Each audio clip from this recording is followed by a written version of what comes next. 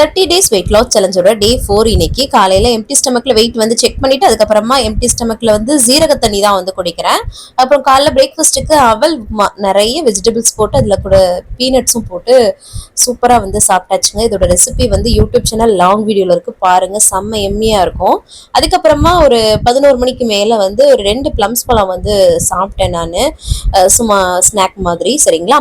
அதுக்கப்புறம் பார்த்தீங்கன்னா மதியம் லஞ்சுக்கு ஓட்ஸ் களி, அதுக்கப்புறம் பாலக்கீரை கடையல், அதுக்கப்புறம் மீன் மேக்கர் வந்து டோஸ்ட் மாதிரி பண்ணியிருந்தேன். அதுக்கப்புறமா ஒரு சக்கரவள்ளி கிழங்கு இருக்கு இல்லையா, அதோட ஒரு துண்டு மட்டும் எடுத்துட்டு சூப்பர் ஃபில்லிங்காக சாப்பிட்டாச்சு. ஈவினிங் ஸ்நாக்ஸ்க்கு ஒரு சோளக்கருதுல பாதி வந்து சாப்பிட்டேன் அவுச்சு.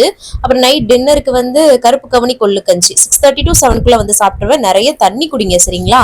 அதுக்கப்புறமா வந்து பார்த்தீங்கன்னா அதை குடிச்சு முடிச்சிட்டேன். இந்த 30 days வெயிட் லாஸ் வந்து டீட்டெயிலாக டிப்ஸ் அண்ட் ரெசிபிஸோட லாங் வீடியோ யூடியூப்ல ஷேர் பண்ணுறேன், மறக்காம பாருங்க. கடைசியாக தண்ணி குடிச்சு கம்ப்ளீட் பண்ணுறேன். தேங்க்ஸ் ஃபார் வாட்சிங்.